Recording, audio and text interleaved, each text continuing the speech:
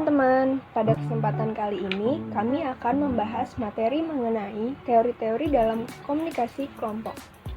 Sebelum kita memasuki bahasan mengenai teori komunikasi kelompok, kita harus mengetahui apa itu komunikasi kelompok. Komunikasi kelompok terjadi ketika 3 orang atau lebih bertatap muka, biasanya di bawah pengarahan seorang pemimpin untuk mencapai tujuan atau sasaran bersama dan mempengaruhi satu sama lain. Yang pertama, kita akan membahas teori mengenai analisis proses interaksi. Teori ini diciptakan oleh Robert Gilles. Ia menjelaskan bahwa dalam lingkup kelompok kecil terjadi proses komunikasi, yaitu saling bertukar pesan, yang menjadi dasar terbentuknya peran dan kepribadian dari anggota kelompok. Selanjutnya, Gilles membagi analisis proses interaksi menjadi 2 konteks komunikasi kelompok. Yang pertama disebut sebagai socio-emotional behaviors, perilaku yang menunjukkan pesan keramahan, ketegangan, dan keterbukaan untuk bercerita dari pembawaan individu dalam kelompok. Yang kedua itu ada task behavior, terkait perilaku mau berbagi atau enggan berbagi opini, saran, dan informasi sebagai pembagian tugas individu dalam kelompok. Gagasan task behavior ini dikembangkan oleh Gilles dalam melihat posisi dan peran individu dalam kelompok, terutama posisi dan peran pimpinan kelompok. Di samping teori analisis proses interaksi, terdapat teori yang mengkritik, yaitu teori kelompok terpercaya. Teori ini berangkat dari pemikiran Linda Putnam dan Cynthia. Mereka berpikir bahwa teori analisis proses interaksi milik Gilles adalah sekedar memperluas teori-teori komunikasi antar individu. Sistem dan lingkungan merupakan hal yang melekat pada kelompok. Pembentukan kelompok dipengaruhi oleh hal-hal tersebut. Kelompok memiliki ketergantungan dengan lingkungannya. Dengan melakukan proses komunikasi dan menyesuaikan diri dengan lingkungan, akan lebih mudah untuk mendapatkan kelompok.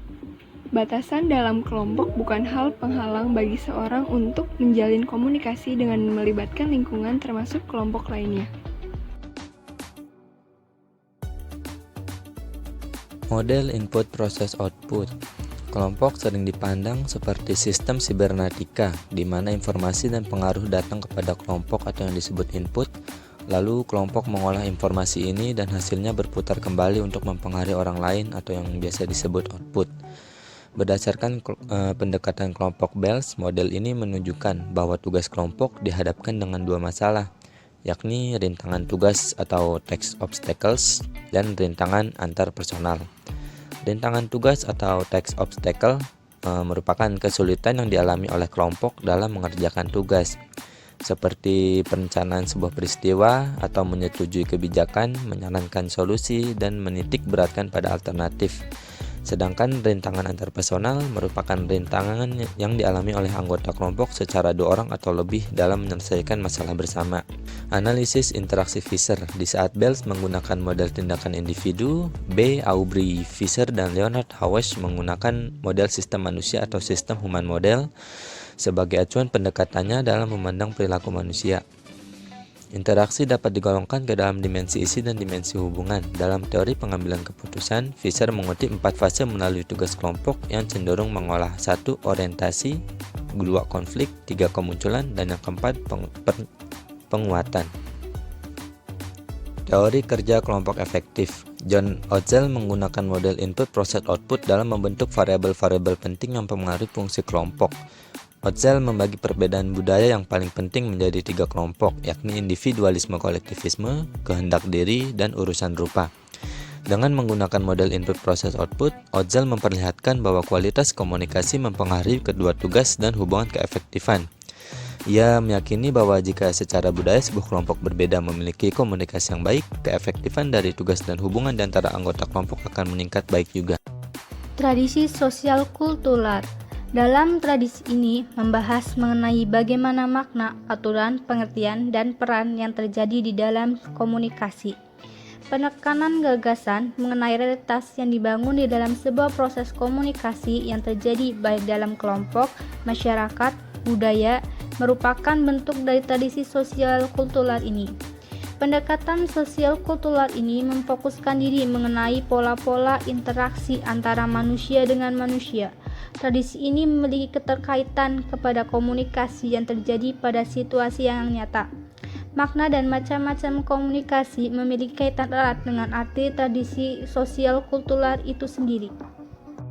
Teori fungsional. Teori fungsional dalam komunikasi kelompok memandang proses sebagai suatu instrumen di mana kelompok membuat keputusan, menekankan hubungan antara kualitas komunikasi dan hasil dari kelompok. Proses pemecahan masalah menurut John Dewey meliputi 1. Mengungkapkan kesulitan, 2. Menjelaskan permasalahan, 3. Menganalisis masalah, 4. Menyarankan solusi, 5. Membandingkan alternatif dan mengujinya dengan tujuan dan kriteria yang berlawanan, dan 6. Menerapkan solusi terbaik. Teori pemikiran kelompok. Hipotesis pemikiran kelompok dikembangkan oleh Irving L. Janis yang berasal dari sebuah pengujian keefektifan proses pengambilan keputusan secara mendetail.